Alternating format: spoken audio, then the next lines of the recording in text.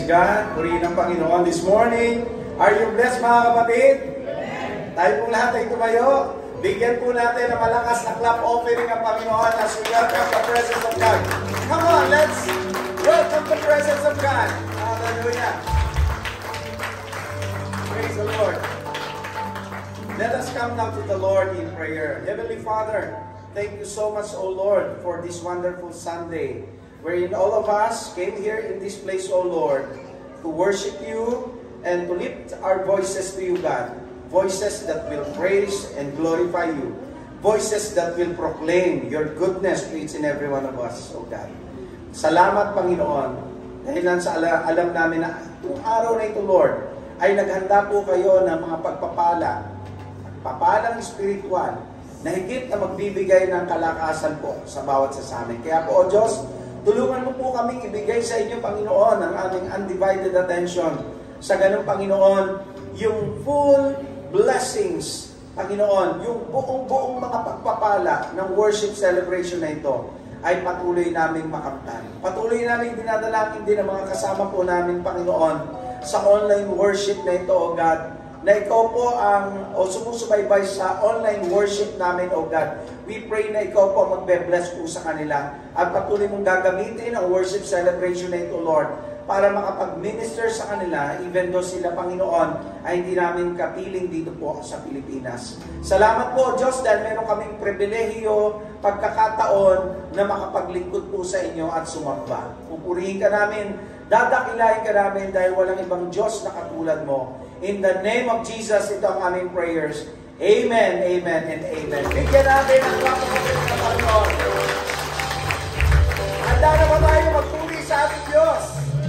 Tawagin natin ang ating worship leader. Amen. Umalakpak tayo lahat. Let's praise Him with all He's got. Dahil lahat tayo ay pinalakas ng Diyos. Kaya gamitin natin ang ating lakas upang i-bless ang kanyang pangalan. So let's sing. For the Lord is my tower, and He gives me the power to tear down the world, of the enemy. In a difficult hour, He will crush that devour, and bring the power of darkness underneath my feet. Once again, let's sing. The tower, and He gives me the power to tear down the world of the enemy. In a difficult hour, He will crush that devour, and bring the power of darkness underneath my feet. Let's sing, blessed be the name. Blessed be the name of the Lord. Blessed be the name of the Lord. Blessed be the name of the Lord, the Most High. Blessed be the name. Blessed be the name of the Lord. Blessed be the name of the Lord. Blessed be the name of the Lord, the Most High. Let's sing. Kaya church, alam ko familiar sa inyo itong kantang to. And I want to encourage each and every one of you na sayawin natin itong kantang to. Let's put some actions into our words. Maganda lang siya. Sundan niyo ako. For the Lord is my tower, and He gives me the power to tear down the work of the enemy. In a difficult hour, He will crush the devourer, and bring the power of darkness underneath my feet. For the Lord is my tower, and He gives me the power to tear down the work of the enemy.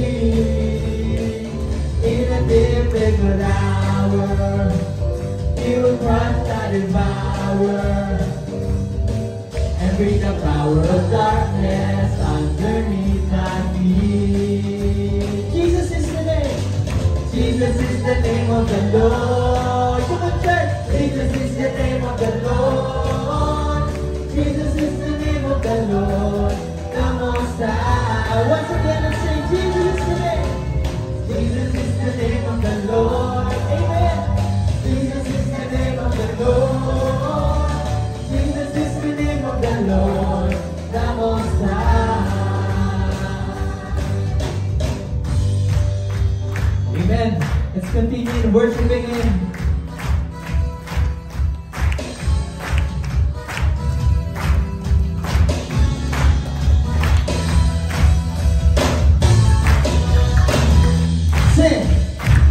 Celebrate, Jesus, celebrate.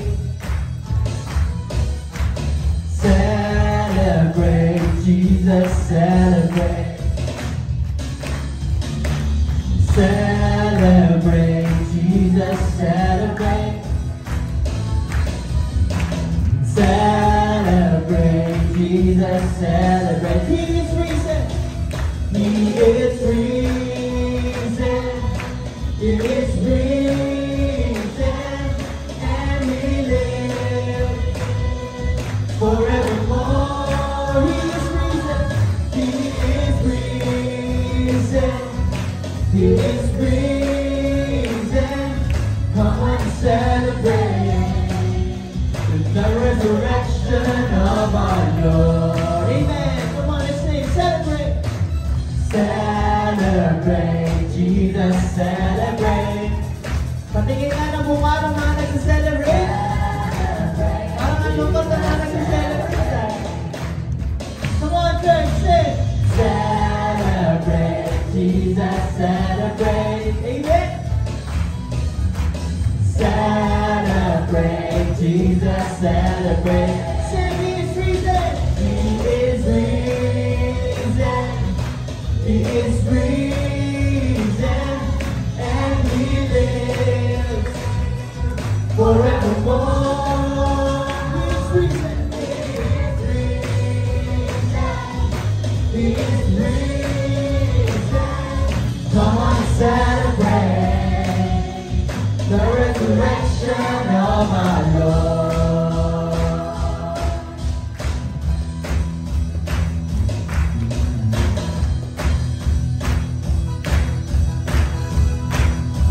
Amen.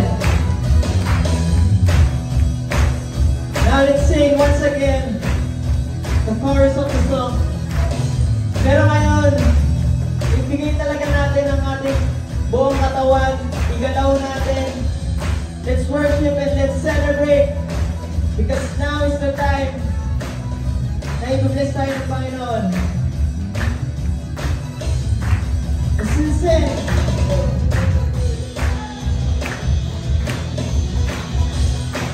Celebrate Jesus. Celebrate Jesus, celebrate. Celebrate Jesus, celebrate. Celebrate Jesus, celebrate. Celebrate Jesus, celebrate.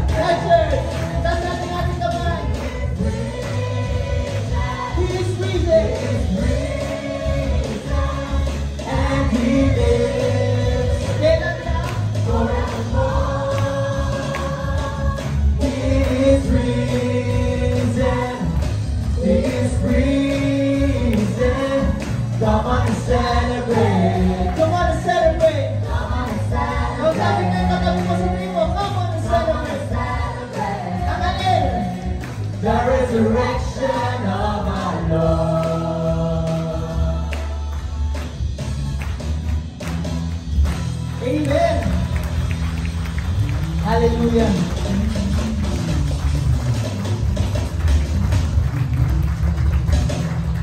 Napakasarap i-celebrate ng Panginoon.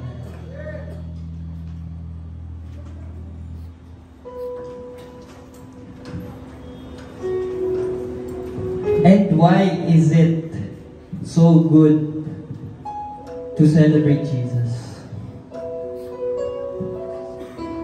Dahil sa dami ng ginawa niya para sa atin,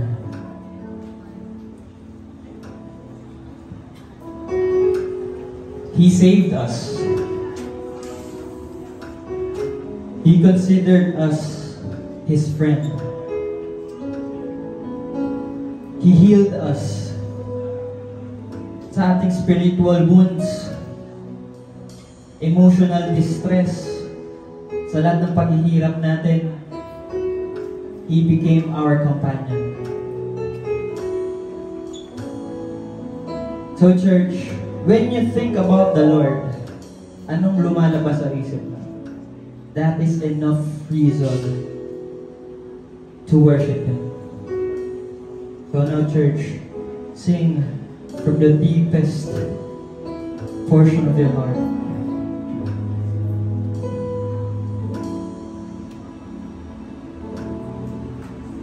When I think about the Lord, how He saved me, how He raised me, how He filled me with the Holy Ghost, how He healed me to the uttermost.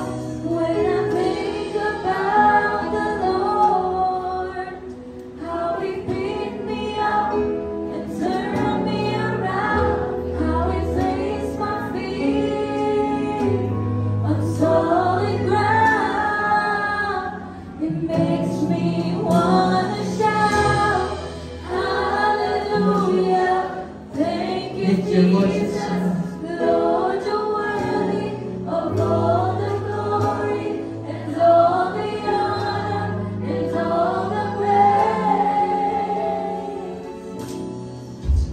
When I think about the Lord, how He saved me, How He saved me, how He raised me, how He filled me with the Holy Ghost, how He healed me to the uttermost. When I think about the Lord, how He picked me up and turned me around, how He placed my feet on solid ground. it makes me wanna shout. Makes me wanna shout, hallelujah, thank you, Jesus, Lord, you're worthy of all the glory and all the honor and all the praise. It makes me wanna shout, hallelujah, thank you, Jesus, Lord, you're worthy of all the glory and all the honor and all the praise. Amen. Yes, Lord, You are really worthy of all our praises, Panginoon. Because of everything that You have done for us, Panginoon. And sometimes, Lord, when we think about it, naisip namin na hindi namin deserve.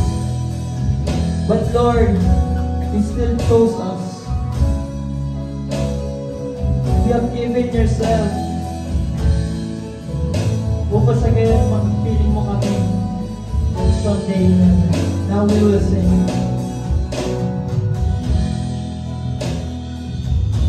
With all of our hearts.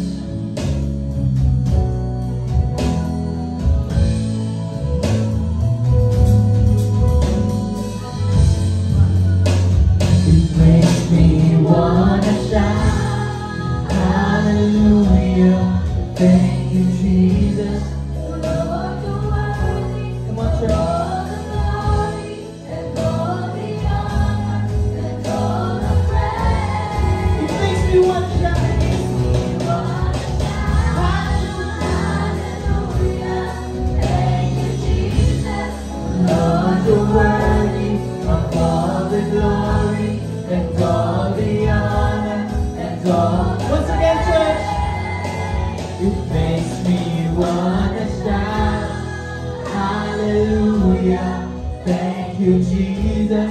Lord, you're worthy of all the glory and all the honor and all the praise. Come on, church, let's sing. Makes me wanna shout, hallelujah. Thank you, Jesus. Come on, church. Lord, you're worthy of all the glory and all the honor and all the praise. Makes me wanna shout, hallelujah. Thank you, Jesus. Lord, you're worthy of all the glory and all the honor and all the praise. Makes me wanna shout, hallelujah. Thank you, Jesus. Lord, you're worthy of all the glory and all the honor and all the praise. Makes me wanna shout, hallelujah. Thank you, Jesus. Lord, you're worthy of all the glory and all the honor and all the praise. It makes me wanna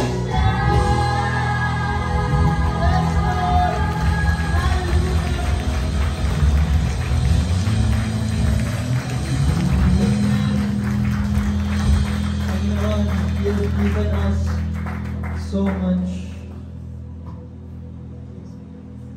So Lord, binibigay din namin ang aming sarili sa inyo, Lord. We surrender. Because we know, Lord, that when we surrender to you, Panginoon, you will be our solid ground. Lord, kapag nasa iyo kami, wala na kaming hihilingin pa. Because, Lord, you know what's best for us, Panginoon, and you will give us lahat ng pangangailangan namin, Lord. We should not worry, Panginoon, of our future.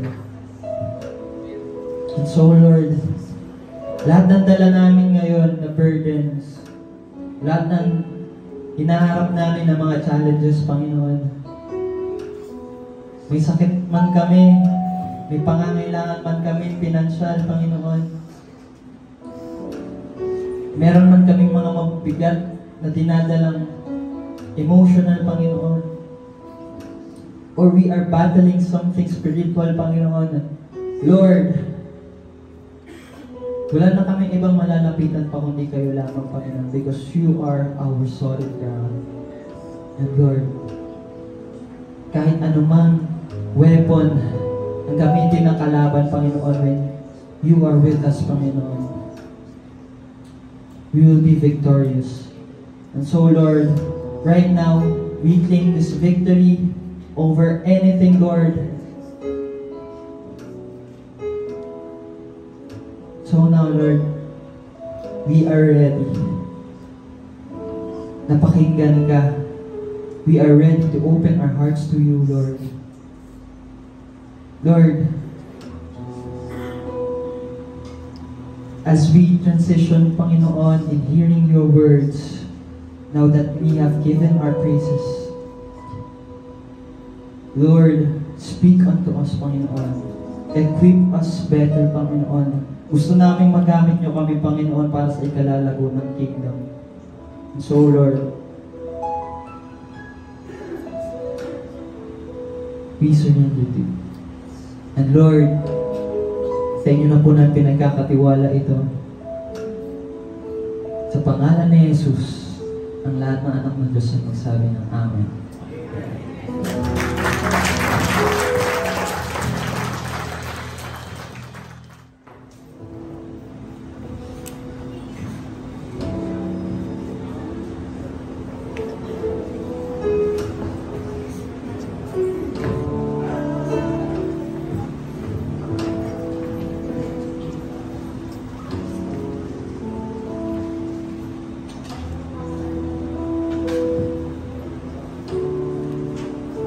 Everyone needs compassion, love that's never failing. Let mercy fall on me. Everyone needs forgiveness. forgiveness, the kindness of a Savior, the hope of nation.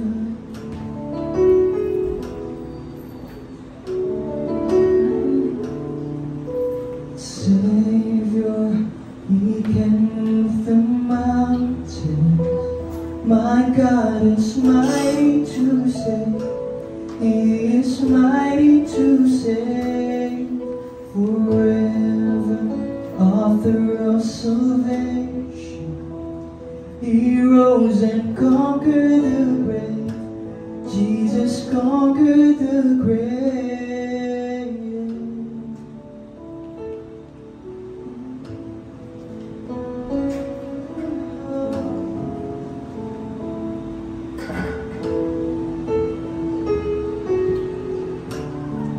So take me as you find me, all my fears and failures.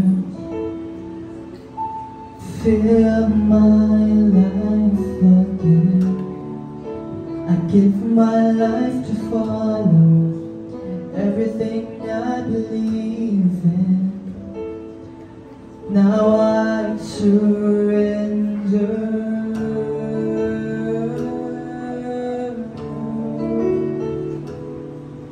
Savior, He can move the mountains. My God is mighty to save. He is mighty to save. Forever, author of salvation. He rose and conquered the grave. Jesus conquered the grave. Savior, He can move the mountains. My God is mighty to save. He is mighty to save. Forever, author of salvation. He rose and conquered the grave. Jesus conquered the grave. Shine your light and let the whole world see. We're singing for the glory of the risen King. Jesus, shine your light and let the whole world see. We're singing for the glory of the risen King. Savior, He can move the mountains. My God is mighty to save. He is mighty to save. Forever, author of salvation. My God is mighty to save. He has conquered the graves and sin. Savior, He can move the mountains. My God is mighty to save. He is mighty to save. Forever, author of salvation. He rose and conquered the grave. Jesus conquered the grave.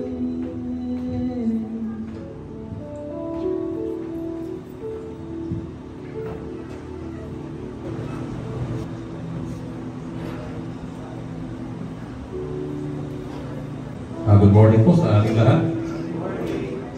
Mapagpalang umaga po. Tayo ay muling gagako sa ating banal na hapunan. At bago po tayo magpatuloy ay nais kong basahin sa inyo ang aklat ng Hebreo chapter 2 verse 9. Ang ganitong sinasabi, subalit alam natin si Jesus kahit na sa kaunting panahon ay ginawang mas mababa kaysa mga anghel, ay binigyan karangalan at kaluwalhatian dahil sa kanyang kamatayan. Dahil sa gandang loob ng Diyos sa atin, niloob niyang si Jesus ay namatay para sa ating lahat. Pagpalain nawa ang pagkapasa ng mga banal na salita.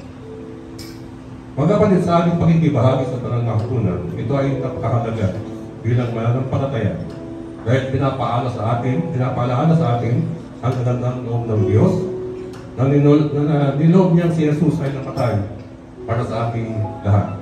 Pinapaalala sa atin ang naging sakripisyo ng ating Panginoon na iniaalay ng kanyang buhay para sa ating kaligtasan.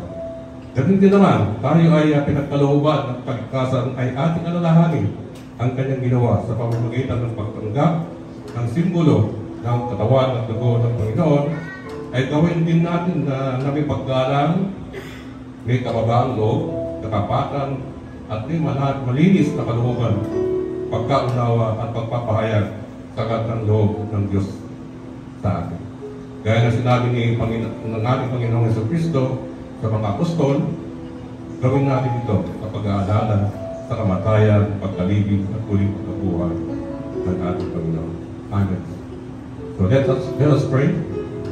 Dakilang Diyos na makapangyarihan sa lahat. Panginoon, maraming salamat muli sa umagang ito na kami po ay karoon ng pagkakataon na makapaglingkod sa inyo, makapagsamba. At kung hindi Panginoon, magkaroon ng pagkataon na muling alalahanin ang kamatayan ng aming Panginoon sa Kristo. Dahil maraming salamat Panginoon sa iyong pag-ibig na ipinadama sa bawat isa. Na sa kabila ng aming makasalanan ay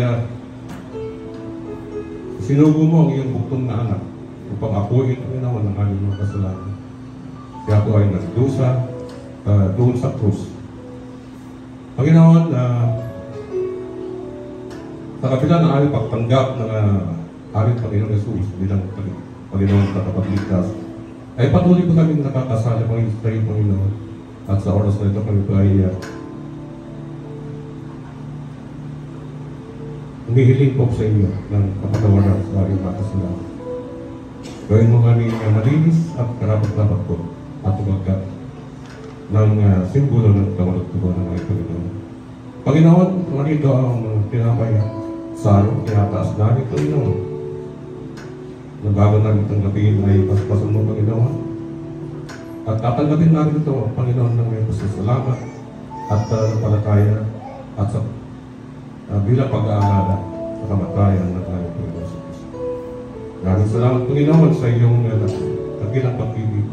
At ito ang aming dalangin in the name of Jesus, our Christ and Savior, our Lord and Savior. Amen.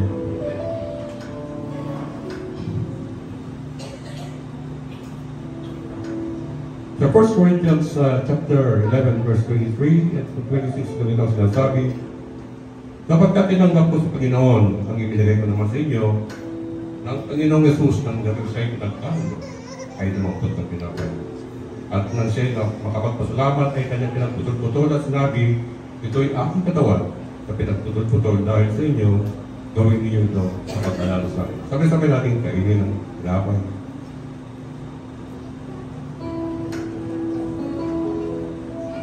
At gayon din naman hinawakan ng saro pagkatapos ng makahapon na sinasabi, ang saro nito ay siyang bagong tipan sa aking dugo. Gawin ninyo ito sa tuwing kayo nagsisino sa pag-alala sa akin. Sabay-sabay natin gawin sa akin. Kapag sa tuwing galing ninyo ang tinapay nito at inumin ninyo ang saro, ay inihayag ang pagkamatayan ng Panginoon hanggang sa dulo. Maraming salamat po at palagi po tayo.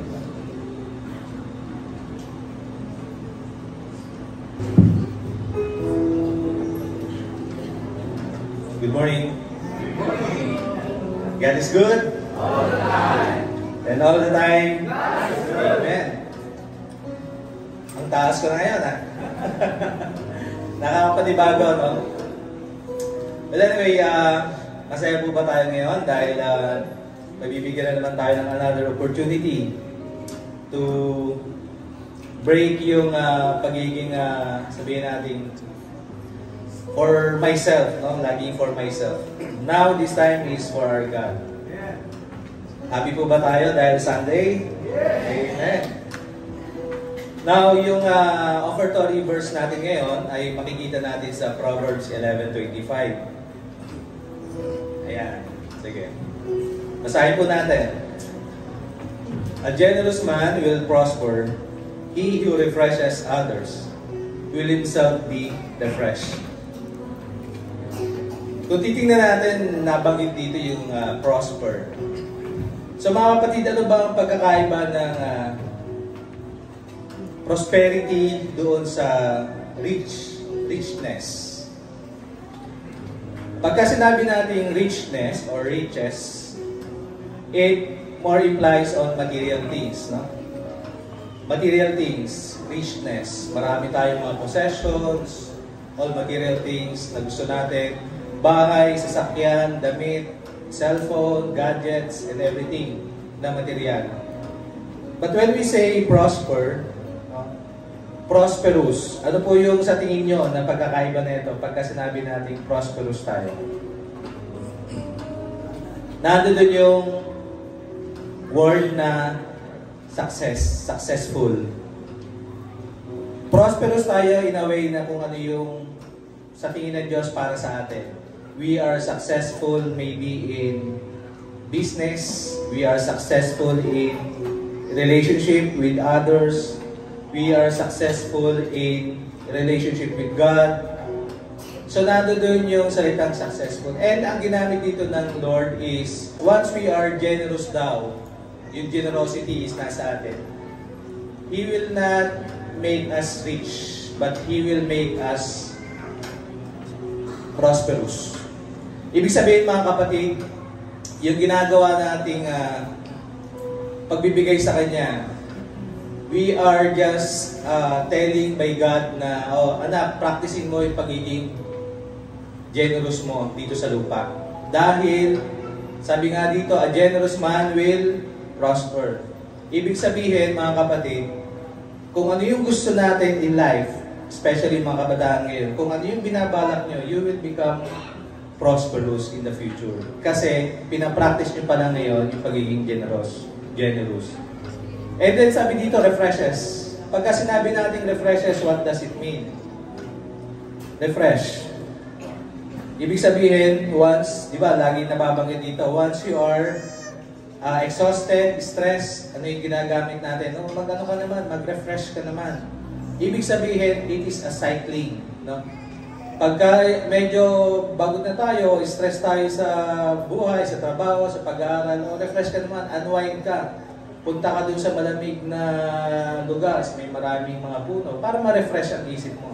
So, ibig sabihin na ito, paulit-ulit. It is a cycling. So, sabi dito, he who refreshes others will himself be refreshed. So, ibig sabihin, ang pagiging generous daw, mga kapatid, ay hindi lang every Sunday, hindi lang kung kailan may nangangailangan, but sabi, it is a cycling, no? It is a way of life.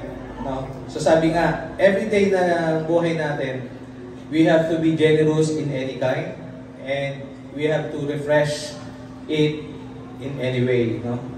So, a generous man will prosper. He who refreshes others will himself be refreshed.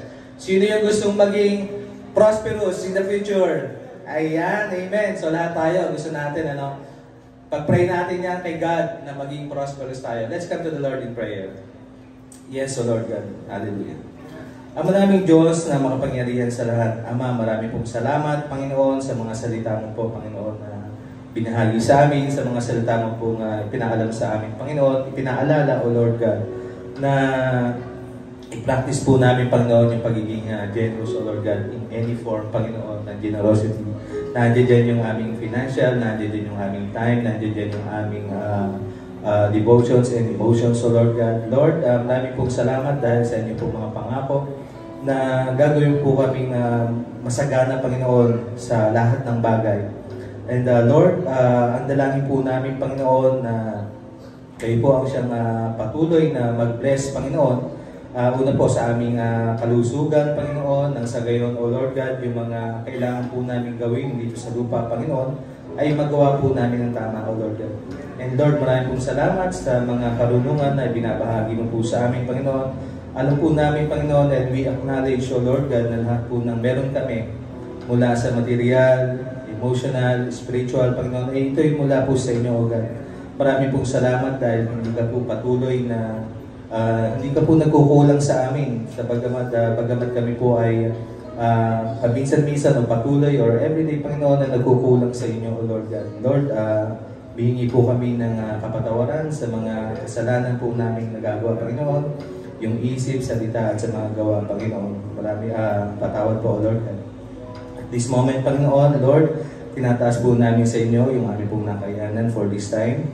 Lord, dalangin po namin na ipagpalain niyo po ito, i-bless niyo po ito, Lord God, nang magamit po, Panginoon, sa inyo pong gawain, O Lord God. We know, Panginoon, that everything works, Panginoon, together for good, Panginoon, in your kingdom, O Lord God. Maraming po salamat. Muli, ito pong aming dalangin sa pangalan ni Jesus. Amen.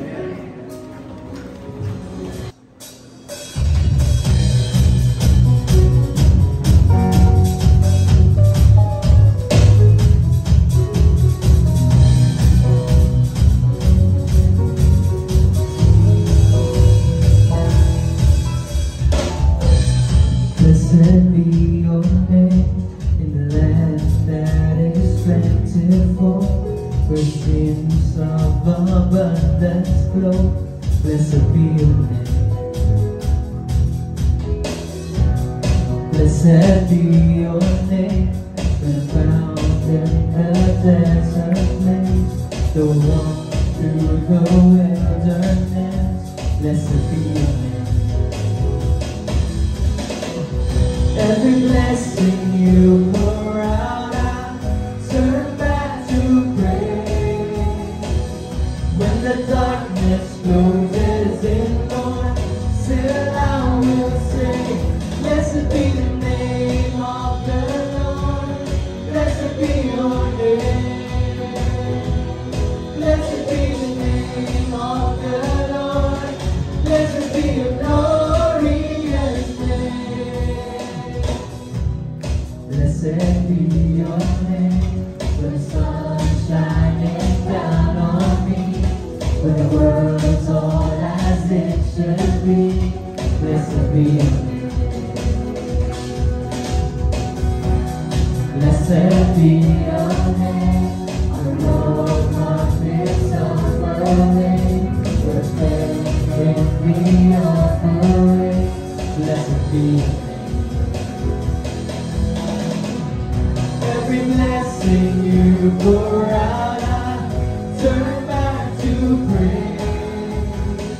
And when the darkness closes in, Lord, still I will say, blessed be the name of the Lord. Blessed be your name. Blessed be the name of the Lord. Blessed be your glorious name. You give and take away. You give and take away. My heart will choose to say, Lord, blessed be your name. You give and take away. You give and take away. My heart will choose to say, Lord, blessed be your name.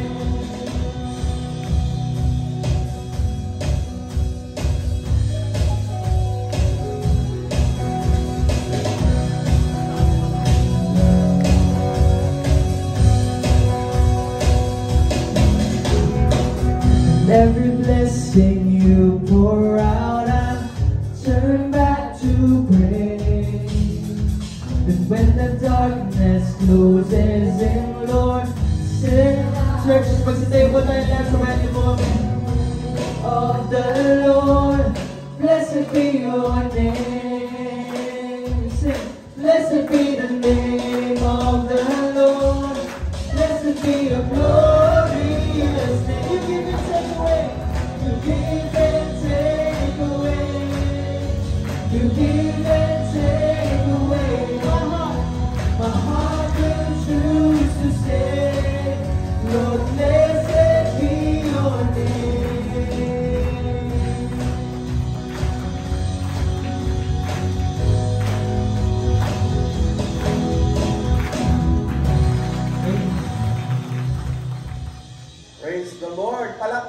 natin ng malakas ang Panginoon.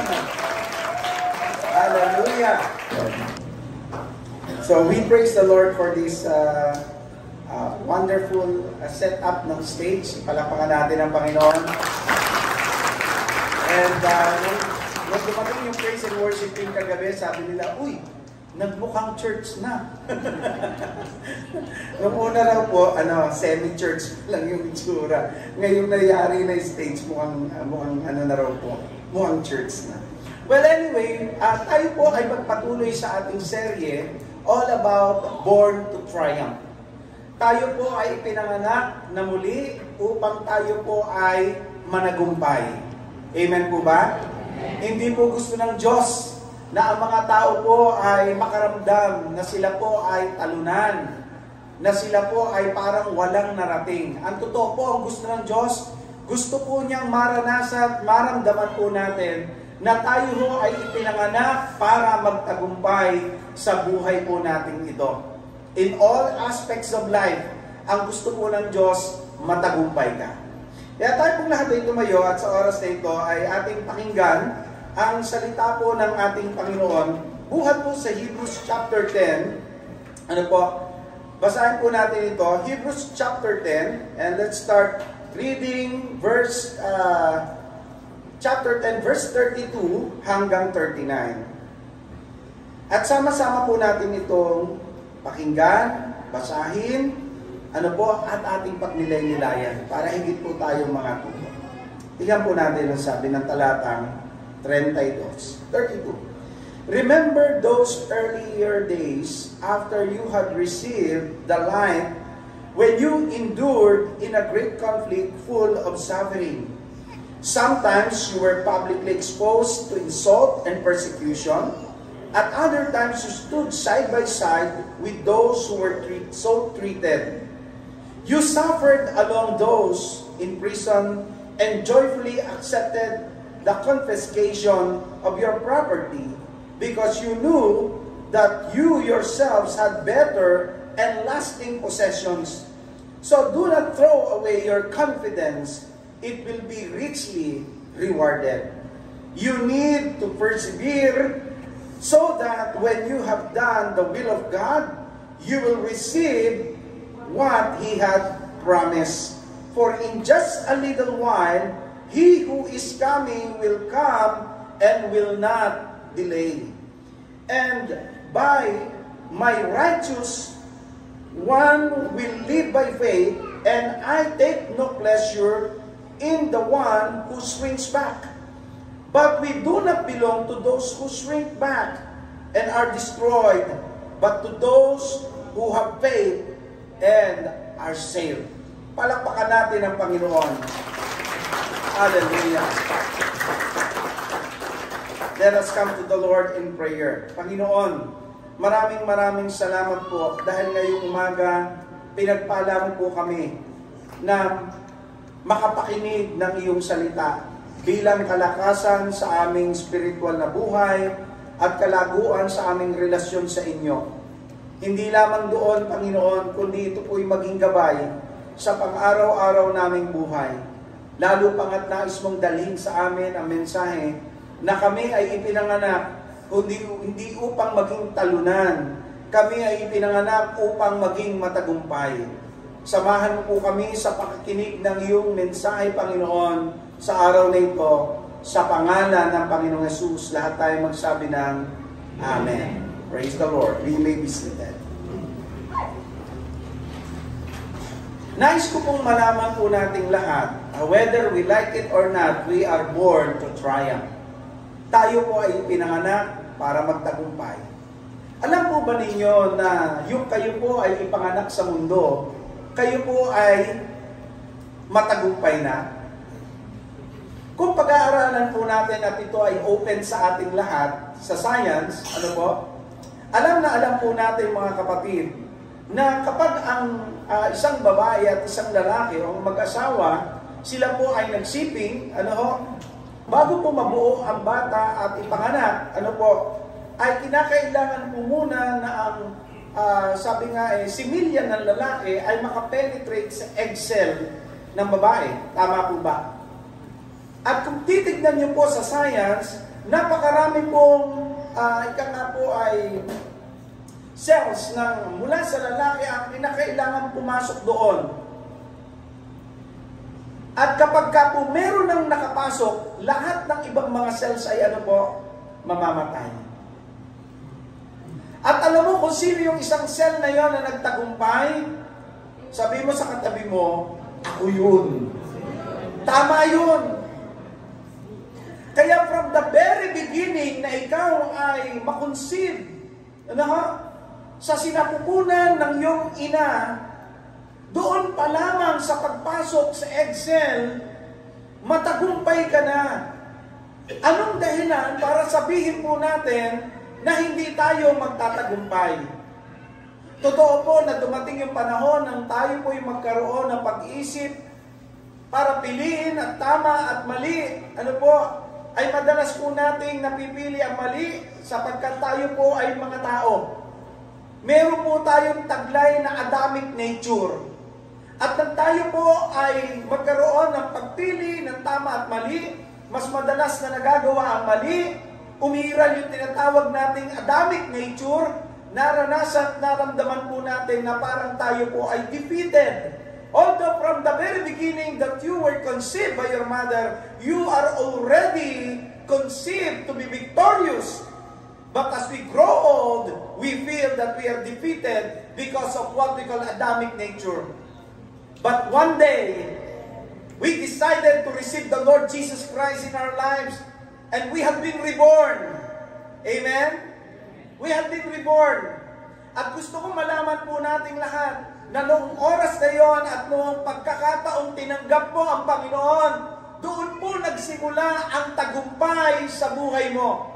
Ang tagumpay ng Panginoon ay nagsimula sa buhay mo noong tinanggap mo siya, noong ikaw ay maborn again. Palakpakan natin ang Panginoon sa bagay na yan. Sabi po natin last week mga kapatid sa ating pag-aaral, you are reborn to triumph. Ikaw ay pinanganak na muli upang magtagumpay. You are a winner. Panalong-panalo ka. Matagumpay ka. Hindi ka niligtas ng ating Diyos para makaramdam na ikaw ay talunan. Kasi as I have said, noong tinanggap mo si Kristo, doon pa lang panalo ka na at doon pa lang nagsimula na ang tagumpay ng Panginoon sa buhay mo.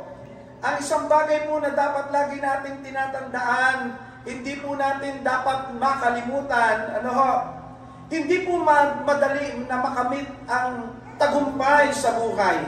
Pero sa isang Kristiyano, ang tagumpay mo ay hindi mo na kinakailangang makamit. Alam mo kung bakit? Kasi ito ay isang bagay na nasa iyo na. Hindi mo na kailangang hangarin maging matagumpay kasi ang tagumpay ay nasa iyo na. Ang kailangan lang, yung tagumpay na nasa iyo na ay iyong ipamuhay. We don't fight for victory. We fight from victory. Amen? Victory is our beginning point. Hindi yun ang goal. Hindi. Kasi victorious ka na eh. Paano magiging goal yung maging victorious kung sa simula pa lamang ay matagumpay ka na? Pero hindi ibig sabihin mga kapatid na wala ka ng struggle. Hindi ibig sabihin mga kapatid na wala ka ng haharaping pagsubok. Hindi ibig sabihin na ikaw ay matagumpay na, wala ka ng problema at wala ng kahirapan. No! Being victorious doesn't mean absence of trials and problems and struggles. No, hindi po ganon. Kaya naman itong talatang ating binasa sa Hebrews, ay nagtuturo po sa atin ng katangian, ng pag-uugali ng isang Kristiyano na napakahalaga para makapamuhay tayo sa pananagumpay na ibinigay ng Diyos sa atin from the time that we were born again. Tandaan niyo po, tinawag tayo ng Diyos bilang matagumpay upang marating po natin yung goal ng Diyos para sa atin. Ang isang kailangang katangian na dapat taglayin ng isang champion ay yung tinatawag po nating disiplina. So today we're going to talk about this very important topic, discipline during delays. Kapag ka po may mga delays sa buhay po ninyo, anong ginagawa ninyo? One of the discipline we need to have as champions of God, as I have said, is the discipline of delay. We have to understand that God's delays, mga kapatid, are not God's denials. Gusto kong maunawaan po natin na yung mga delays, ano po, ay hindi po denials. Hindi ko mo wala pa, ibig sabihin, ayaw na ng Diyos yun para sa iyo. Tanong ko po ngayong umaga, nakaranas na ba kayo ng panalangin agad merong sagot? Ha? You ask God for something and you know, God quickly answered it and suddenly moved by your prayers at nakamtan mo yung pinagpe-pray mo. Alam ko lahat po tayo may ganoong karanasan.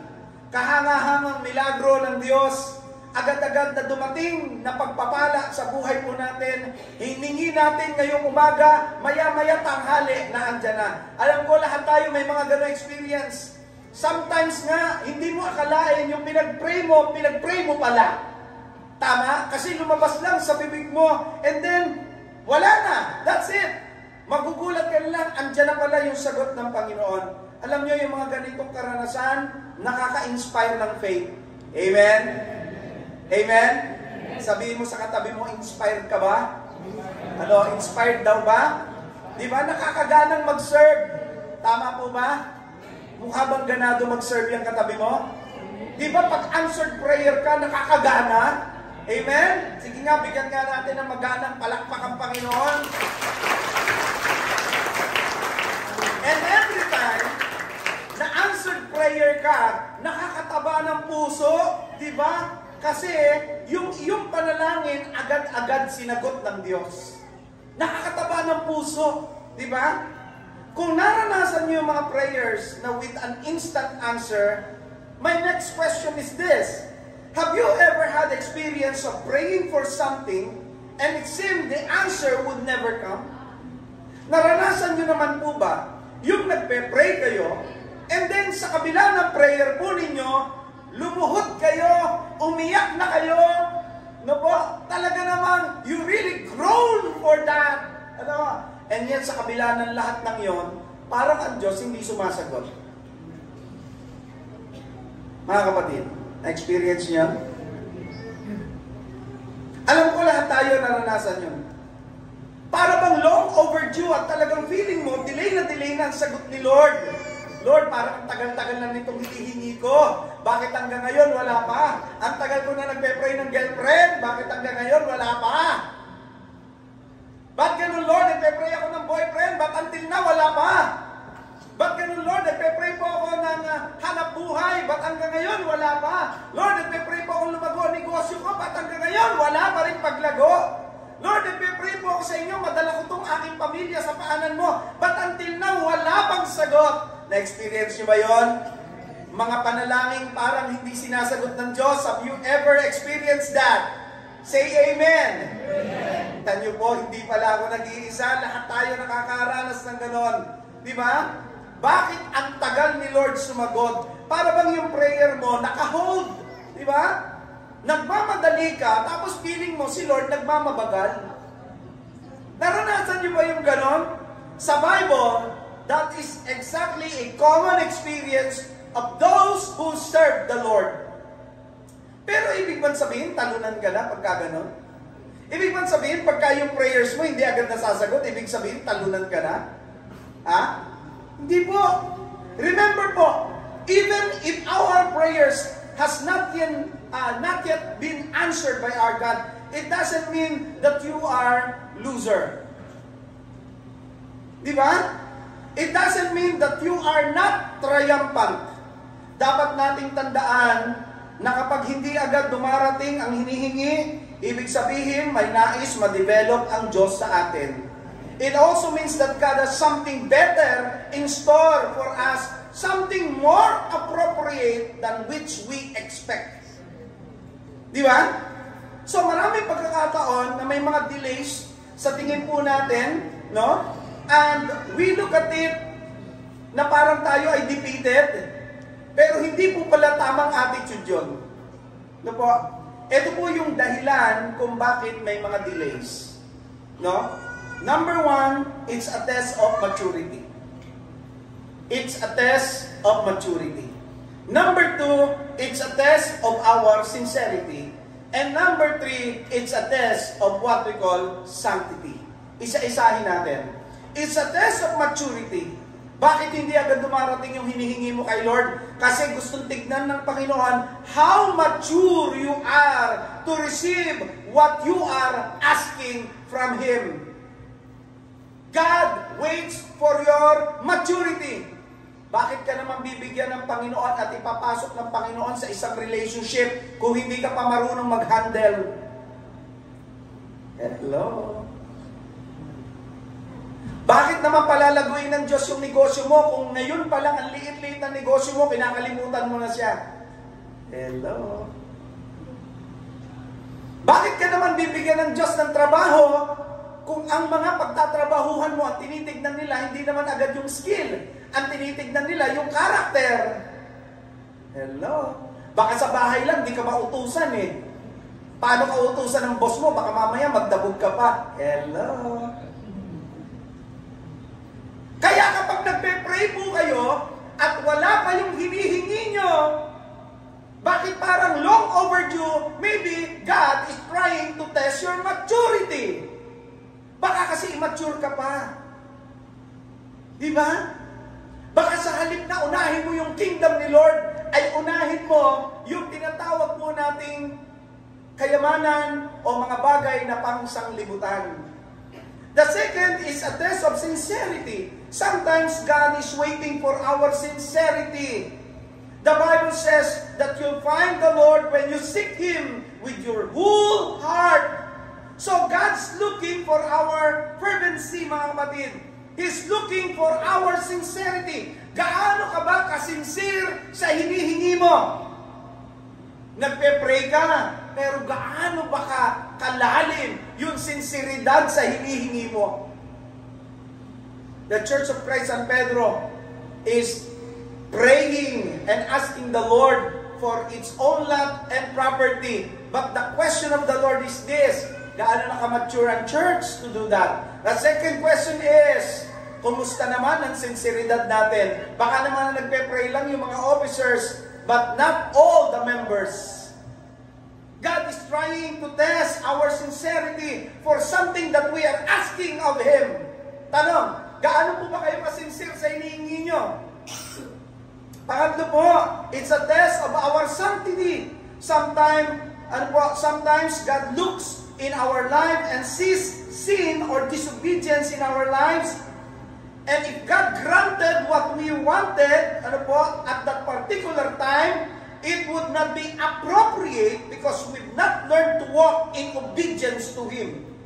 Ang isang dahilan kung bakit yung mga prayers mo ay hindi sinasagot ng Diyos kasi hanggang ngayon, yung buhay mo hindi umaakma sa hinihingi mo. You're asking for blessing pero until now, meron kang bisyo. Ba't ka naman niya i-bless kung alam ng Diyos na gagamitin mo doon sa iyong kalayuan? Ang nakakalungkot pa nga, dahil yung mga taong may bisyo, pag nagkasakit, sasabihin pa nila, Lord, bakit mo ako binibigyan ng ganitong pagsubok? What? Si Lord ba ang may kagagawa noon? Si Lord ba ang uminom? Si Lord ba ang nanigarilyo? Si Lord ba ang nag-drugs? Si Lord ba ang babae? No! Lahat ng yun, ikaw ang pumili noon. And yet, sa bandang huli, sinong sinisisi ng tao? Ang Lord. And sometimes, ang ginagawa ng Diyos sa mga anak niya, may mga prayers tayo, may mga hinihingi tayo. Sabi ng Lord, no! Not yet! I will wait until you feel what we call sanctity. I want you to understand na yung hinihingi mo dapat appropriate sa buhay mo. Humingi ka ng ganyan, napakatigas naman ang ulo mo. Parang mga magulang yan, mga kapatid. Ang Diyos, parang mga magulang yan. Mayroon niyang nakareding blessing. Amen po ba, mga nanay, tatay? Pero kahit naka-ready yung blessing, hindi niya agad i-release. Bakit? Kasi yung anak, matigas ang ulo, nalaban pa. Buti buti na lang yung mga anak dito sa Church of Christ San Pedro, masunurin sa mga magulang.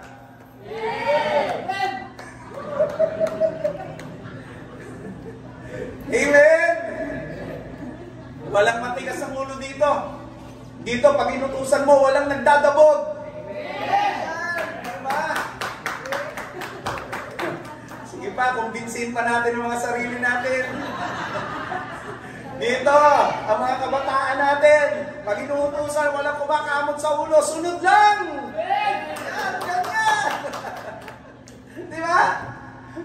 Kaya kung minsan, nahuhold ng magulang yung blessing. Minsan hinihingi mo, sasabihin ng magulang, ba't naman kita bibigyan, di ka nga nasunod? Kailan nire-release ng magulang yung blessing? Kapag marunong ka ng sumunod.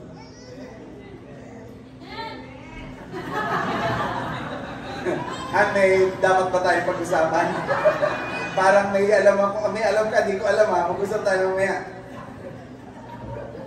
James chapter 1, verse 3 to 4, maliwanag po yung kapahayagan dyan. Knowing this, that the trying of your faith worketh patience. That patience or endurance, mga kapatid, sabi rito. At sabi rito, but let your endurance have the perfect word, that you may be perfect and entire, wanting nothing. Ano gusto po ng Panginoon? Yung word na perfect dito is what we call maturity. So God, ang Diyos, meron po siyang ginagawa to test our endurance. We have this what we call endurance course with our God. Again, we have this what we call endurance course with our God. Waiting for your faith to be perfected through what we call endurance, waiting for something in your life to be purified and sanctified, that He might use you for His glory. Yun po ang gusto ng Diyos. Minsan naiinggit tayo doon sa iba. Bakit sila nung nag-pray, sinagot agad? Bakit ako nung nagpe-pray ako until now, halos sabay lang naman kami? Bakit ngayon wala pa sa akin? Meron ba kayong ganong pakiramdam? Bakit yung prayer niya sinagot agad? Bakit yung sa akin until now wala pa? Halos sabay lang naman kami humingi. Para po sa restaurant. Nung pumasok kayo sa restaurant o doon sa food chain, halos sabay lang naman kayo umorder. Pero bakit mas naunang i-deliver yung order niya kesa sa'yo? Ito pa ang mas matindi. Pag nauna ka na dumating sa kakainan mo, pagkatapos may bagong dating, at yung bagong dating, naibigay agad yung order, samantalang yung order mo na kanina pa, wala pa until now. Anong attitude meron tayo? We ask, we question. Tama po? Teka muna. Tayo di ba? O galing natin ito. Teka muna. Sa table to, hindi ba nauna tayo doon? Parang nauna tayo 20 minutes na tayo dito. Bakit yun ang bilis na-deliver? Bakit yun sa atin wala pa? Na-experience? Naranasan niyo yan? Alam niyo kung bakit? First, hindi mo dapat tignan yung katabi mo. Kabilang table. Second, hindi mo dapat pag-usapan kung ano ang in-order nila o mas mabilis na napunta yung order nila kaysa sa'yo. Alam mo kung anong dapat mo tignan? Tignan mo yung process. Baka kasi yung order nila silog lang, kaya mabilis yung process. Baka naman ikaw, yung order mo, bulalo. Ang tagal ng process noon. Ano bang hinihingi mo kay Lord? Baka yung hinihingi mo kay Lord, matagal yung process. You just have to wait. Amen? So huwag mo tignan yung katabi mo because iba ang galaw ng Diyos sa kapatid mo na yan. Iba ang pinanalangin niya. Iba ang hiningi niya. Iba ang process ng Diyos sa kanya kaysa sa'yo. So habang nandito ka at nagpe-pray ka, tignan mo, ano ba ang gusto ng Diyos i-develop sa'yo? Is it your character? Is it your maturity? Is it your sincerity? Is it your sanctity? Tignan natin yan lahat ng areas na yan. At kung sakali namang matured ka, sincere ka, at naroon yung obedience mo, then just wait. Bakit? Because pinaprocess pa ni Lord yung order mo, darating din yan. Huwag ka lang mainit. Lakpan natin ang Lord. Yung malakas na malakpan para kay Lord. So, let us all embrace what we call discipline of delay. And I want you to remember several truths. One, ito yung una. Pag may mga delays, nagpe-pray kayo, tapos may mga delays sa prayers ninyo, ito yung una. Tanda mo to ha, recall God's track records. Hebrews chapter 10 verse 32, balikan natin yun. Sabi doon, remember those earlier days after you had received the light when you endured in a great conflict full of suffering. Alam nyo si Satan, wala siyang ginawa kundi sumbatan ka ng nakaraan mo at husgahan ka sa mga prayers na hinihingi mo. Yan ang trabaho ni Satan. No? Sabihan ka niya, walang mangyayari dyan na hinihingi mo. Baka kasi bad ka. Bad ka kasi. Yan si Satan. Yan si Satan. Ulitin ko po, si Satan, accuser yan. Wala siyang ginawa kundi ipaalala ang nakaraan mo at wala rin siyang gagawing patuloy kundi husgahan yung mga prayers mo. Tapos sabihin niyan, bakit ka pa nagpe-pray? Nakikinig ba ang Diyos sa'yo? Tsaka lagi kang pray ng pray. Hindi ba pwedeng ibigay na agad ng Diyos sa'yo? So wala ka talagang hinihingian. Wala talagang nakikinig sa'yo. Pray ka ng pray pero hindi mo maramdaman yung sagot. Loser ka kasi. Yan si Satan. Yan yung ini-inject niya sa isip natin. Ay naku, tigilan mo na yan. Walang mangyayari sa kadadasal mo. Because you are super loser. Yan si Satan. Satan will tell you all those lies, mga kapatid. But you have to remember God's track record. Remember God's track record. You have to keep in mind God's past performance in your life. Kapag may mga delays, lagi mo tatandaan, hindi yung mga sinusumbat ni Satan. Hindi. Hindi mo tatandaan kung ano yung nakaraan mo. Ang tatandaan mo ay yung ginawa ng Diyos sa iyo sa nakaraan ng buhay mo. Anong sinasabi ng Hebrews 10:32? Remember those early days after you have received the light when you endured in a great conflict full of suffering.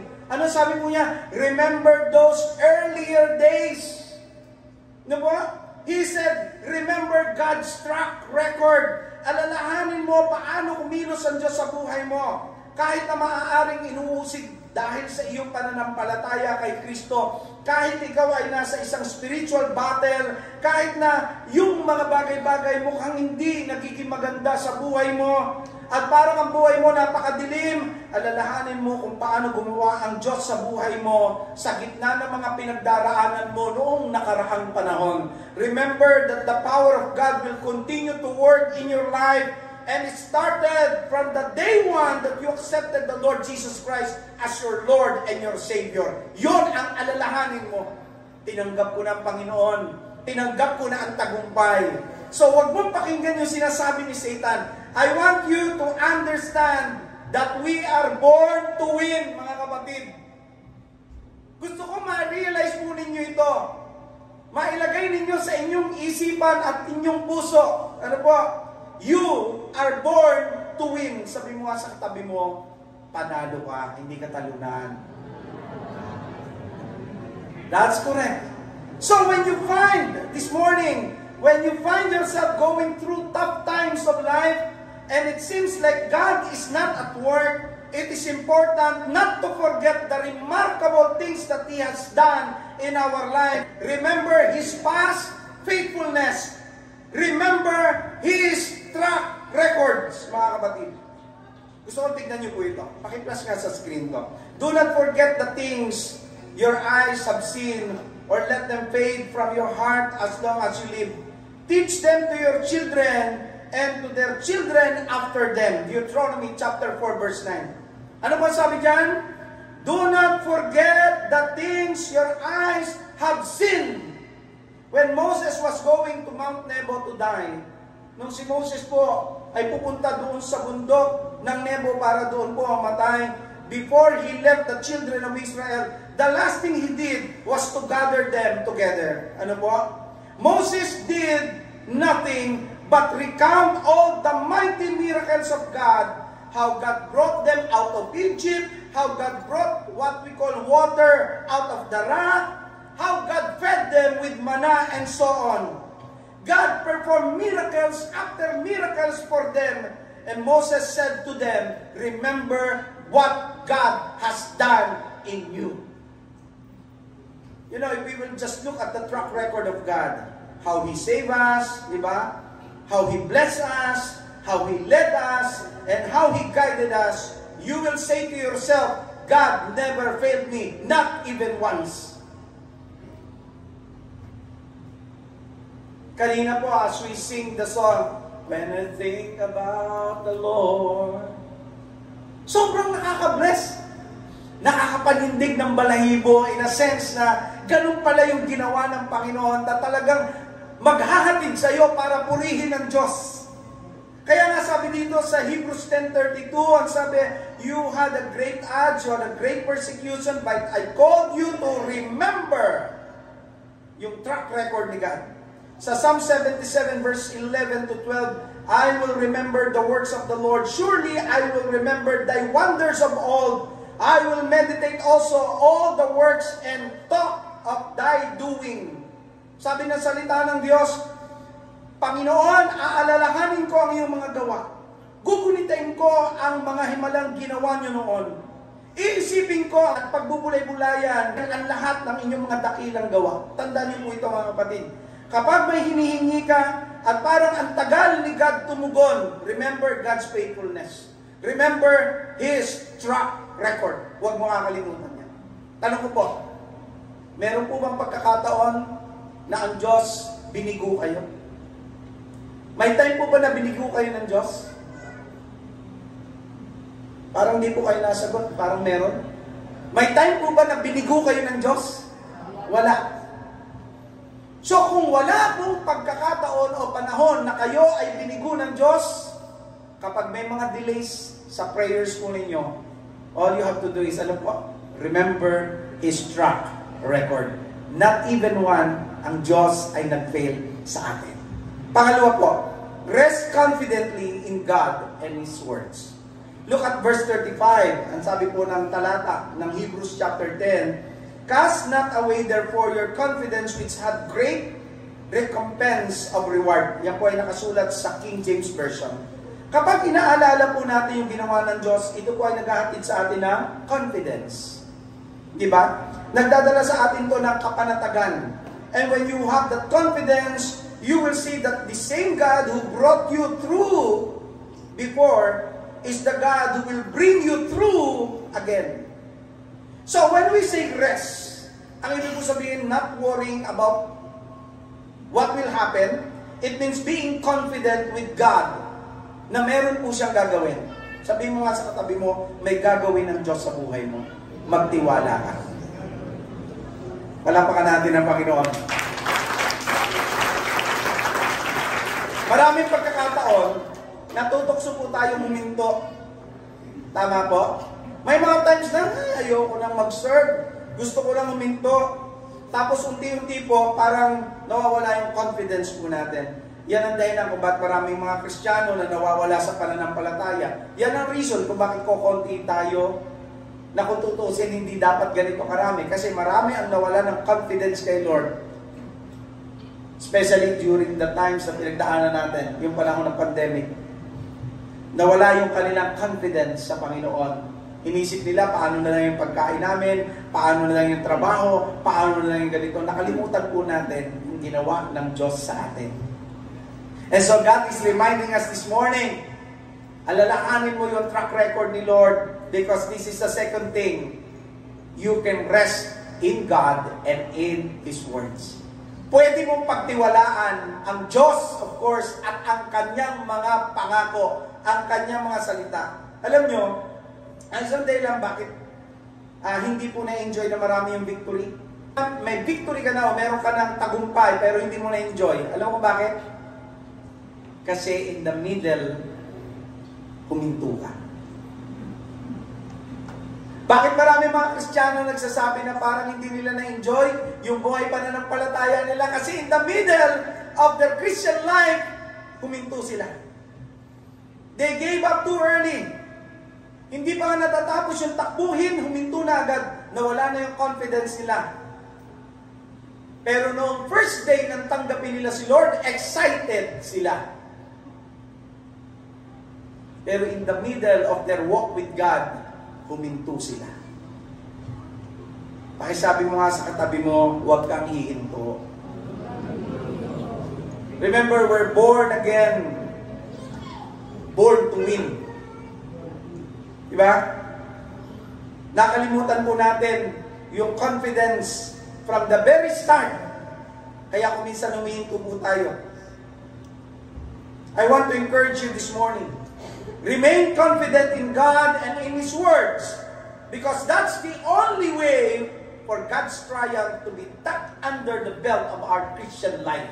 Kung gusto po nating mapanatili yung tagumpay sa ilalim ng ating buhay Kristiyano, mga kapatid, rest in our God. Be confident in our God.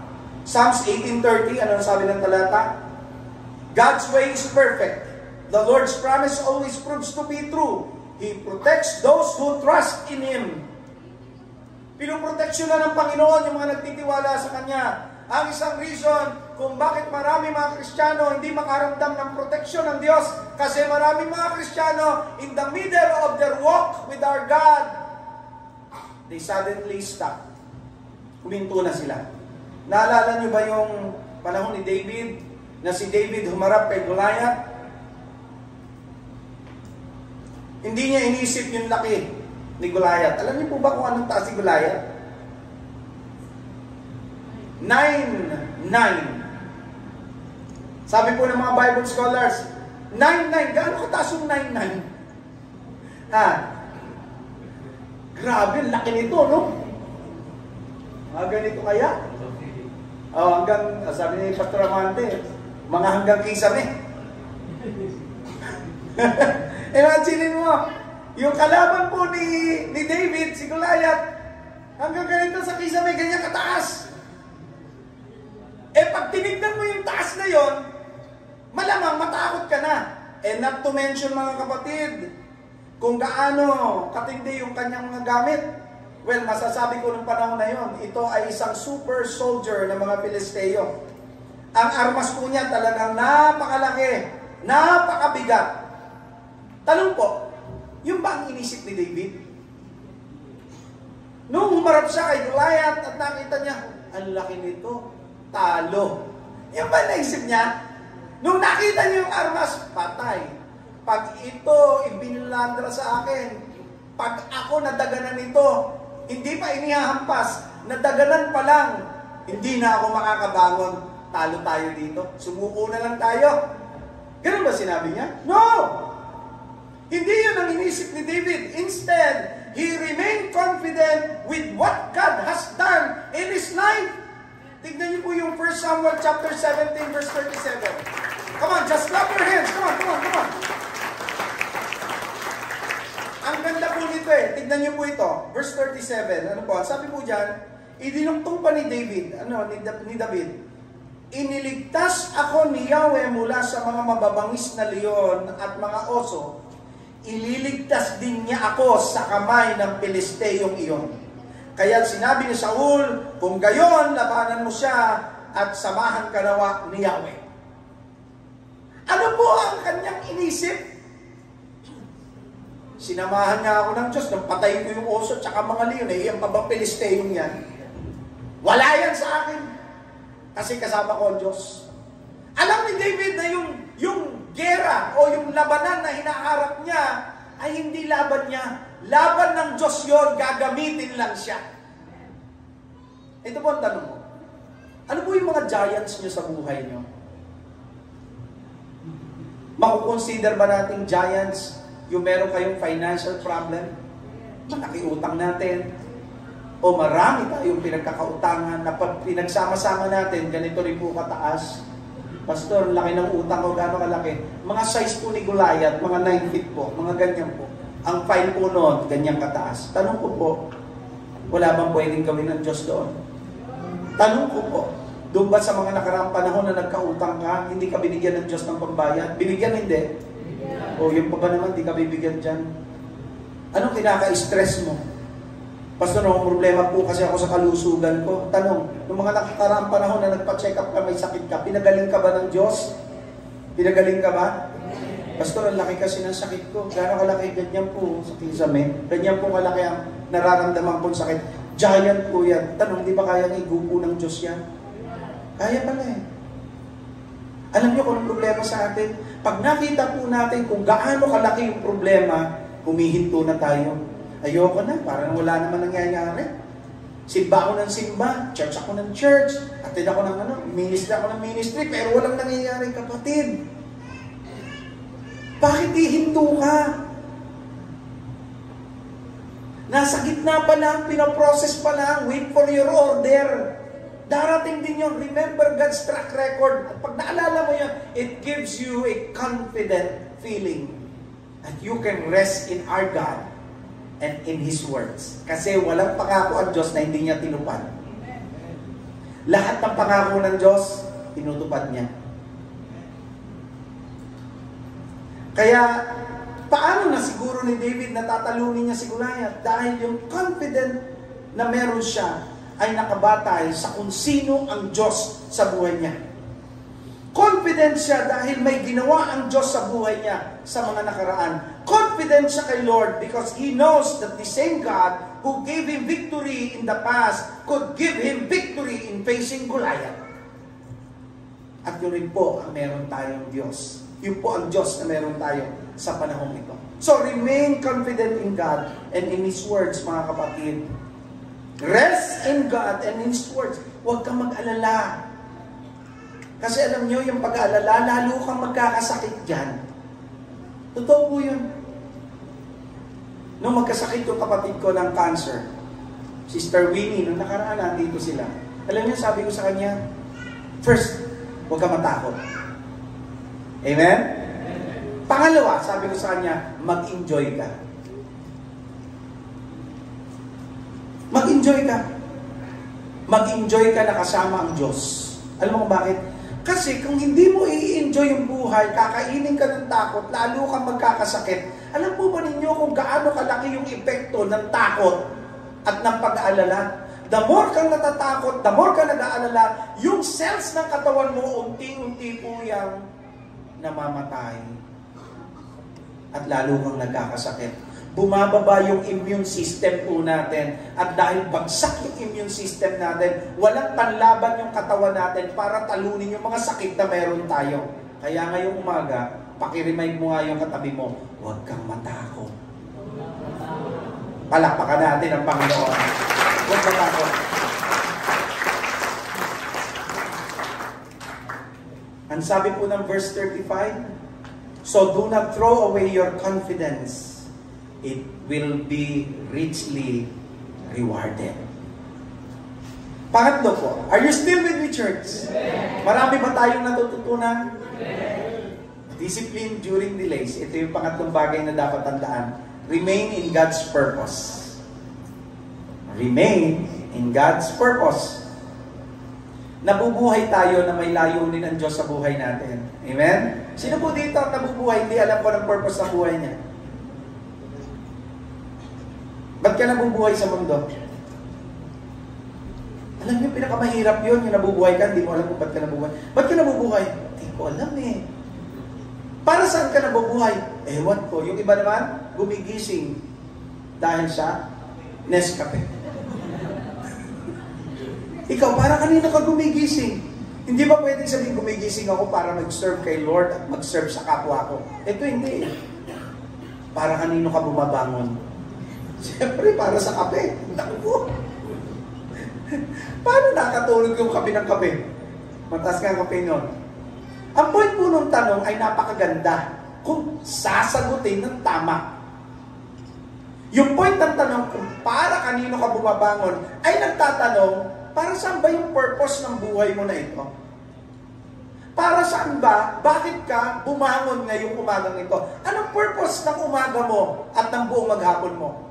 And it's the same question na gusto ko makita ho natin. Sa kabuuan, ano ang purpose ng buhay mo? Bakit ka nag-aaral? Mag-start tayo. Bakit ka pinanganak? Bakit yan ang nanay at tatay mo? Ba't dito ka nakatira sa Pilipinas? Bakit yan ang course mo? Kahit na parang ayaw mo nung una, pero natutunan mo na mahalin yung course mo. Bakit yan ang course mo? Bakit yan ang natapos mo? Bakit yan ang antas ng buhay mo? Bakit ganyan lang yung height mo? Bakit hindi ka tulad ng kisame? Bakit? Because God has a purpose. Bakit ganito kulay natin? Bakit hindi tayo katulad ng mga Amerikano? Gustong-gusto natin pumuti. Yung mga Amerikano naman, gustong-gusto yung kulay natin. Bakit? Pag hindi mo alam ang sagot dyan, may problema ka, hindi ka magiging masaya sa buhay mo. I want you to remember this morning, mga kapatid, God has a purpose in your life. God has a purpose in your life. Bigyan ko example. Bakit po yung ating kulay ganito? Kasi ito po yung kulay na pang-tropical country. Bakit? Ano ba ang tropical country? Mainit po. At kung ang balat po natin ay sobrang puti, ay maaari po magkaroon tayo ng skin pigment at karoon ng problema ang ating mga balat. So, ginawa ng Diyos na ang kulay ni Pastor Rodel ay ganito. Kasi ito yung fit para dito sa Pilipinas. So, huwag na po tayo magtanong. Kasi, tapos bili tayo ng papaya. Naubos na ang papaya doon sa Robinsons, pero ang kulay mo ganyan pa din. At ang sabi mo, kailan ba ako puputi? Palagay ko kahit po magtanim ka ng puno ng papaya sa tabi ng bahay nyo at araw-araw kunin mo yung papaya, tikis-kis mo dyan, magsusugat lang yan. Pero pag galit niyan, yan pa rin ang kulay mo. You know why? Kasi may purpose ang Diyos sa kulay na yan. Yan yung pang-tropical country. Kaya huwag mong isiping pangit yan. Maganda yan. Yan ang kulay ng mga Pilipino kasi yan ang fit sa bansang Pilipinas. Amen? Diba? Huwag na kayo magtaka kung bakit yung ilong natin pa ganito. Kung ang ilong natin pasahod na ganyan, di ba? Kawawa ka naman, bakit pag umulan, lunod ka? Diba? Pero mo, kung nakabaliktad yung ilong mo na ganyan, pag umulan na ganyan at wala kang payong, lunod ka.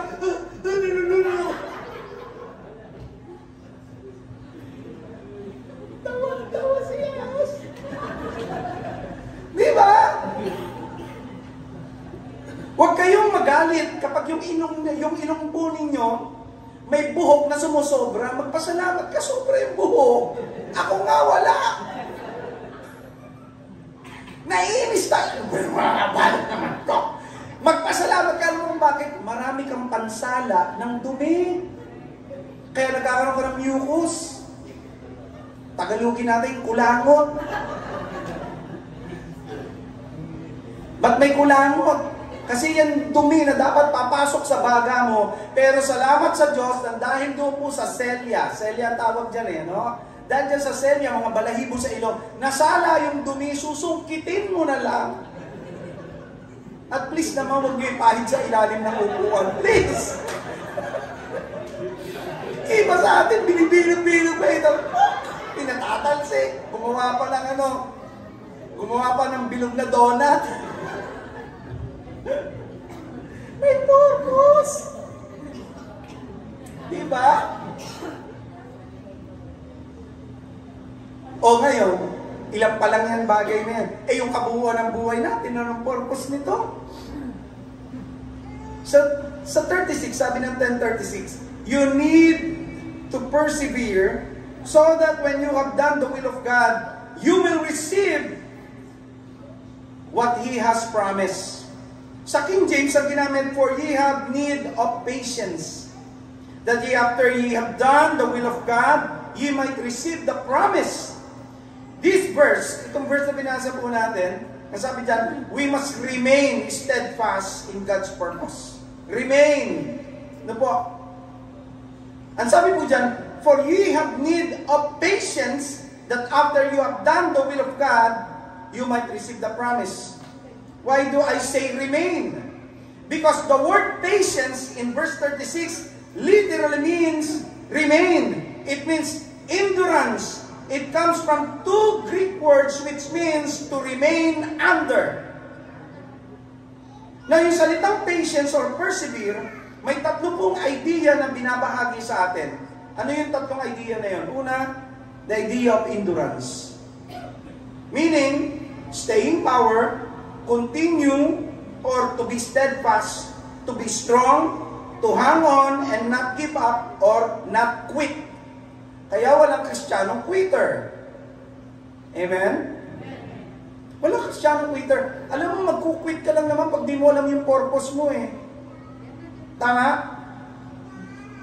Kasi hindi ka na mag-i-enjoy. For example, nagtatrabaho ka sa isang company, tapos di mo naman nakikita yung purpose mo sa company, eh kahit anong laki ng sahod mo, hindi ka mag-i-enjoy. Bakit? Hindi mo makita yung purpose mo.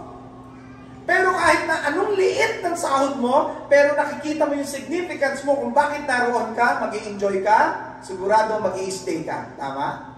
The same thing in our Christian life. Bakit maraming Kristiyano ang humihinto sa Christian life nila?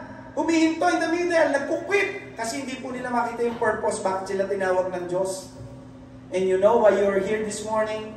Because God wants you to know that you should continue and not quit. That's what we call endurance. The second idea is what we call obedience. Yung 36 ang sabi po dyan, for you have need of patience that after you have done, nakita niyo yung word na yun? You have done the will of God, you might receive the promise. Pansinin niyo yung sinabi ng talata, after you have done the will of God. Patience here is not being inactive, it means doing the will of God. Ang patience po, hindi nangangulugan na, ay, pasensya daw, upo na lang ako, wala akong gagawin. Hindi ganoon. Ang patience na tinutukoy dito, ano po, sa talatang ating binasa, first of all, ay endurance. Continue, dapat may continuity, you will not quit. The second idea na binibigay nito sa atin ay ano po, doing something, or yung tinatawag natin obedience. Ano po? Gagawin mo yung pinagagawa ni Lord by faith. Kahit meron kang pagsubok, kahit meron kang problema, kahit marami kang battles in life. Sino po dito may pagsubok sa buhay? Come on. Kalakpakan natin ang Panginoon kung may mga pagsubok. Bakit? It's a test of our endurance. Pag mananampalataya ka at nagkakaroon ka ng maraming problema, magpasalamat ka. You know why? Because it's a test of your endurance. It's a test of your obedience. Ang tanong nga ito, susunod ka pa ba sa Panginoon kapag marami kang problema at pagsubok? Yan yung tanong eh. Eh kaso sa atin, pag maraming pagsubok at problema, ang gusto natin huminto na. Hindi ganoon ang gusto ng Diyos. And then, pangatlo, patience here at this verse, has this idea of endurance, obedience, at ito yung pangatlo, expectation. Again, verse 36, ang sabi yan, tignan niyo po, for you have need of patience that after you have done the will of God, tignan niyo po yung last part, you might receive the promise. Pansinin niyo po yung sinabi, no? Dapat meron tayong patience, dapat meron tayong obedience sa kalooban ng Diyos. Why? That we might receive the promise. Sino lang ang tatanggap ng promise? Yun daw may endurance, ibig sabihin nagpapatuloy, at yun daw kung merong obedience. Huwag kang umasa pag matigas ang ulo mo. Pag ikaw ay Kristiyanong pasaway, huwag kang umasa ng blessing. Meron siguro, paunti-unti, pero yung talagang iyong hinihingi, huwag ka munang umasa. Bakit ganun? Kasi may gustong ayusin ang Diyos sa buhay mo. Evaluate yung buhay nyo. Kumusta ang buhay nyo ngayon? Mula nung nag-member ka ng Church of Christ San Pedro, kumusta ang buhay mo ngayon? Kumusta yung obedience mo kay Lord? Kumusta? Nasunod ka ba o nasunog na ang pagsunod? Lumago ka ba o lumala ka pa? Kumusta? How's your obedience? Lumalim ka ba o bumabaw ka lalo? Or naging stagnant ka? Tapos sasabihin mo, Pastor, yung prayer request ko po sa inyo, until na wala pa. Oh, check yourself. Check yourself. Sabi mo nga sa kapatid mo, check mo yung sarili mo, kapatid. Yes. Check yourself. Ulitin mo sa kanya, kapatid, check yourself. Palakpakan natin ang Panginoon yung gusto magpacheck kayo. Remain in His purpose. Remember that as we serve God, we should live with expectancy, live with constant hope that the same God who gave the victory in the past will continue to give victory now and in the future. Huwag ka lang ihinto.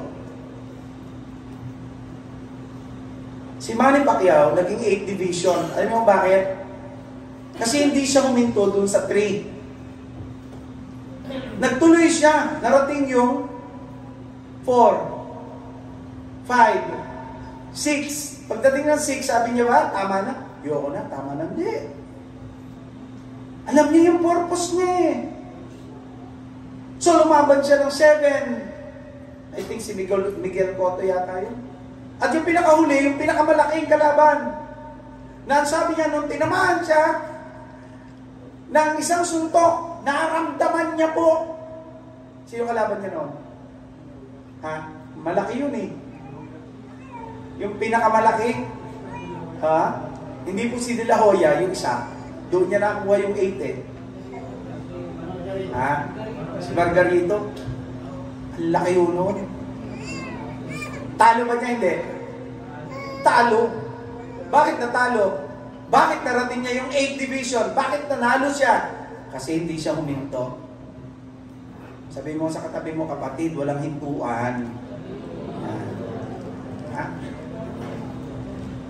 Yung sa atin naman kasi, yung iba inconsistent. Alam niyo kung bakit hindi consistent yung blessing ni Lord sa inyo?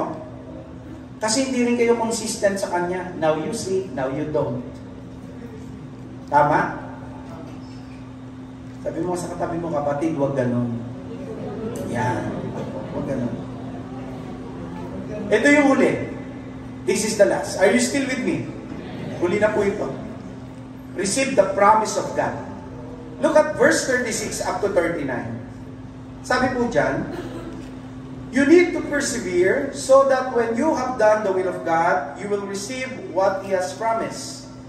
In just a little while, He who is coming will come and will not delay. But my righteous one will live by faith, and I take no pleasure in the one who shrinks back. But we do not belong to those who shrink back and are destroyed, but to those who have faith and are saved. Pansinin niyo po yung sinabi doon sa verse 38. We do not belong to those who shrinks back and destroyed. Kahit na po napakatindi ng pagsubok, para sa isang tunay na Kristiyano, hindi siya uurong. Shrink. Hindi po tayo umuurong sa laban. Amen? Diba? Kahit na po napakatindi ng kadiliman, hindi tayo aatras dahil alam natin naroon ang liwanag ng ating Panginoon. Kaya walang Kristiyanong duwag. Lahat ng Kristiyano pasugod. Amen? Amen ba? Yes, God. Walang Kristiyanong humihinto kasi alam niya at the end merong reward si Lord. Kaya nga po, walang urungan. Okay? Tuloy ang laban sa buhay Kristiyano hanggang makamit natin ang buhay na ahantong sa langit. Huwag kalimutan ang pangako ng Diyos. Nagantimpala po ay makakamit po lamang natin kung tayo ay lalakad sa ating pananampalataya sa Panginoon. Uulitin ko po yung sinabi ko last week. Ang magtiis hanggang wakas. Hindi po sinabing ang magtiis hanggang 2024. Hindi po. Hindi rin po sinabing ang magtiis hanggang 2023. Ang sabi po, ang magtiis hanggang wakas ay siyang maliligtas. At ang pangako ng Diyos, magtiis ka hanggang kamatayan. Hanggang saan daw po? Saan daw po? Magtiis ka hanggang kamatayan. Anong pangako niya? Bibigyan kita ng putong ng buhay. Sino po dito ang gusto ng crown of life? Taas ang kamay. Praise the Lord. Tumayo po tayo. Palakpakan natin ang Panginoon. Have faith in God. He's on the throne. Have faith in God. He watches His own. He cannot fail. He must prevail. Have faith in God, mga kapatid. Have faith in God. Sabi ni Propeta Habakuk, doon sa Habakuk chapter 1 verse 2, ang sabi po niya, Yahweh, hanggang kailan ako hihingi ng tulong sa inyo? Bago ninyo ako dinggin. Bago ninyo ako iligtas sa karahasan. Sabi niya, Lord, kaano pa katagal? Alam nyo, narito ang sagot ng Panginoon. Ano? Sa mga tanong na ito ni Propeta Habakuk, ang sagot ng Panginoon ay nandun sa Hebrews 10:37, sapagkat kaunting panahon na lamang, hindi na magtatagal at darating ay darating na. Mga kapatid, marami kayong hinihingi sa Lord. Dumating na po ba? Katulad po ba kayo ni Propeta Habakuk na sabi niyo, Lord, hanggang kailan ganito ang buhay ko? Hanggang kailan ganito ang sitwasyon namin? Lord, hanggang kailan itong problema ko na ito? Maybe you constantly asking God, kailan ka sasagot, Lord? Alam niyo, sabi ng Panginoon, Hebrews 10:37, sapagkat kaunting panahon na lamang. The Lord is telling us, magtiyaga ka lang. Kaunting panahon na lamang, may inaayos kasi ako sa maturity mo. Tinetest ko kasi yung sincerity mo. Gusto ko kasi makita yung obedience mo. So, kaunting panahon na lamang, sabi ng Panginoon, hindi na magtatagal at ang darating ay darating na. Malapit na. Then Habakuk was given this message in chapter 2 verse 4. Ang sabi po roon, ito ang mensahe sa kanya, ang hambog ay mabibigo sa kanyang pagmamataas. Huwag kang hambog. Huwag kang magyabang. Huwag kang gumawa ng sarili mong paraan. Learn to wait. Wait on the Lord. Because ang Diyos, pinoprocess niya yung sagot sa prayers mo, maghintay ka lang. Just patiently wait. Kasi pag ikaw ay nagyabang, sabi ng Panginoon na nagmamataas, mabibigo. Pero sabi niya ganito, ngunit ang matuwid ay mabubuhay sa pamamagitan ng pananampalataya. The just shall live by faith. The Christians shall live by faith. The disciples of the Lord shall live by faith. The COC San Pedro family members shall live by faith. At alam natin, in God's time and in His proper time, yung hinihingi natin, ito man ay sa pamilya natin, ito man ay personal natin, o ito man ay sa Church of Christ San Pedro, ang sabi ng Panginoon, wait for a little time. Kasi yung darating, malapit na, darating yan. Palakpakan natin ang Panginoon. Yan mga kapatid, ang buhay ng isang matagumpay Kristiyano. Hindi laging nakikita yung mga bagay na hindi maganda, hindi laging nakikita yung ang prayer niya hindi sinasagot, hindi laging umaayon yung pangyayari sa gusto niya. Sa halip, ang matagumpay ng Kristiyano, sa kanyang buhay Kristiyano, alam niyang haharap siya sa hardship, haharap siya sa heartaches and problems of life, but he will keep on because he will recall God's track record. He will constantly trust God and His words. He will remain in God's purpose for his life, and he will receive the promise of God because you are born to triumph. You are born again, born to win. Hallelujah!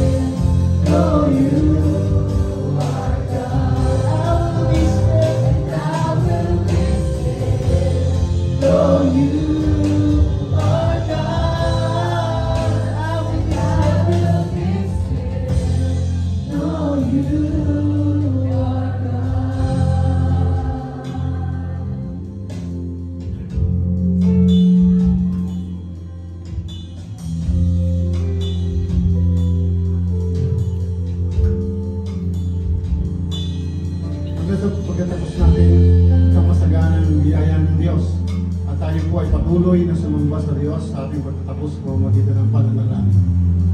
Ang maraming Diyos, maraming salamat po sa muli kami ay inyong ginabayan at tinumahan sa amin pong pag-aalay ng pagpupuri, pagsamba at pagpasalamat Panginoon sa inyong mga ginawa sa buhay namin. Salamat po Ama sa katagumpayan ng bawat isa dahil sa pamamagitan Panginoon ng inyong bugtong anak na aming tinanggap. Kami po ay ginawa ninyong isang matagumpay at isang panalo, Panginoon, sa lahat ng bagay, maging dito sa lupa, maging sa inyong kaharian, Panginoon. Salamat po, Panginoon, dahil sa amin po, Panginoon, pagiging tagumpay. Binigyan niyo po, Panginoon, kami ng mga pangako na pwede namin po, Panginoon, panghawakan habang kami po, Panginoon, ay nabubuhay sa mundong ito. Tulungan niyo po, Panginoon, ang bawat isa na kami ay lumakad sa inyong katuwiran at yung disiplina, Panginoon, sa aming sarili, na disiplinang makalangit, Panginoon, ang aming lakaran. At hindi po, Panginoon, kami tumingin, sumulyap man lamang sa mga alok ng sanlibutan ito. Upang kami po, Panginoon, ay isang manatiling matagumpay dahil kami po, Panginoon, ay namumuhay ng dahil sa banal na Espiritu sa pamamagitan ng Panginoong Jesucristo kami, Panginoon, ay lalakad. Salamat po, Ama, dahil nandito ang bawat isa. Punong-puno po, Panginoon, ang pagpapasalamat at pagpupuri sa dakilang bagay na inyong ginawa sa amin na kami po, Panginoon, ay ibinilang ninyo sa inyo po, Panginoon, pamilya na isang matagumpay, Panginoon. Ganon din po, Panginoon, sa mga talento na inyong ipinagkaloob sa bawat isa. Ganon din po, Panginoon, sa bawat isa na bagamat, Panginoon, ay mayroong hadlang para, Panginoon, dumago rito, kayo ay pag-alayin ng papuri. Nandito po, Panginoon, sila at pinapakita po, Panginoon, ninyo ang inyong kabutihan at kapangyarihan sa bawat tao na meron po, Panginoon, pinagdadaanan. Salamat po, Panginoon, sa mga kaluluwa na nagdesisyon, Panginoon, na kayo'y tanggapin at sila ay nagnanais din maging matagumpay at panalo, Panginoon, sa sanlibutan ito. Salamat po, Panginoon, sa bawat isa na patuloy na namumuna sa inyong gawain. Ama, maraming salamat po dahil kami po, Panginoon, ay muli pinakain niyo ng spiritual na pagkain. Tulungan niyo po ang bawat isa, Panginoon, na magkaroon ng lakas, magkaroon ng tibay, dahil sabi niyo nga po, Panginoon, magpatuloy kami dahil nandyan kayo sa aming tabi, upang kami, Panginoon, ay siyang maligtas sa aming pagtitiis hanggang wakas, Panginoon. Tulungan niyo po, Panginoon, ang bawat isa. At salamat po, Panginoon, dahil kami po ay mamumuhay muli sa loob ng isang linggo, na kayo po, Panginoon, ang aming kasama, at kami po ay magtatagumpay sa lahat ng pagkakataon, sa lahat, Panginoon, ng aming mga sasagupain laban, Panginoon, ng buhay. Tulungan niyo po, Panginoon, ang bawat isa. Muli po, Panginoon, maraming salamat po. Ito po ang aming samo at dalangin sa pangalan ng Jesus. Amen. Itas po natin ang ating mga kamay at ating pagpapala. Ang masaganang biyaya ng Diyos at ang walang hanggang kapayapaan na nagmumula sa Panginoong Jesucristo at ang kapangyarihan nagmumula rin sa kataas-taasang Diyos Ama ang sumaating lahat nawa mula ngayon at magpakailanman. Amen.